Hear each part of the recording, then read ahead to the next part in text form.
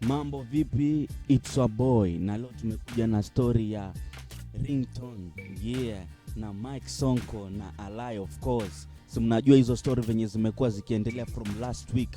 So hapa wacha tuende direct to the point, and make sure to subscribe on this channel Stan Media, utakuwa umetisha sana, and follow me on Instagram kama Stan Vibes mazee, kinoma noma. So Mike Sonko amekuja akaweka hii video ambapo Ringtone alikuwa ameipost kwa Instagram page yake. So yeye amefanya kuirepost akaipost huku kwake. Kama venye unacheki hapo kwa jamaa anadai anakunywa madawa lakini bado hazimsaidii, bado headache inaendelea. Anadai kuwa anything happen kwake itakuwa ni Alai amemfanya nini, amemuua. Unajua kitu kama hicho yani. So amekuja direct pale so amekuja pale akaandikaje, si ukule headaches or Panadol ama urudi hosi. Hivyo ndo amemwandikia pale, unaona. So of course hii ni Clout wana chase. I think hata ngoma yenyewe itaitwa Alai amelala ama nini. I think hilo ndo jina la ngoma, sijui lakini siko sure vile, but na shuku hivyo. Kuna mahali nilikuwa nachunguza hivyo. So story ni kama hiyo. Ujamaa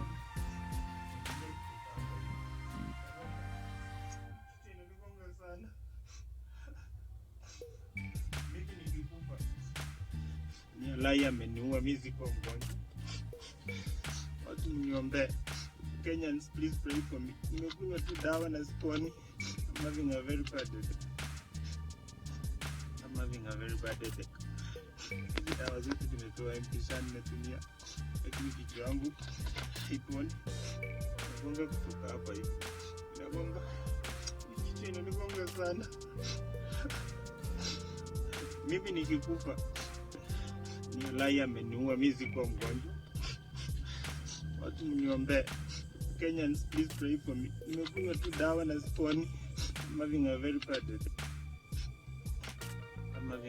headache. So thanks so much for watching. Mmepata hiyo story, mmeiona. Jamaa anasema ako na very bad headaches baada ya kupigwa pale marungu na Alai. Tunaelewa bado Willy Paul bado anaendelea kummekea joke. So I don't know, tuamini nani hapa? Ni Clout na chase ama ni nini? Ama mnaonaje? Mnaweza drop comment zenu hapo chini mazee, mtakuwa mmetisha sana. Thanks for watching, and lakini kama mimi naona tu ile track Alala, I think something like that. So thanks for watching, and kama kawis, make sure to subscribe. Peace and I'm out. Yo.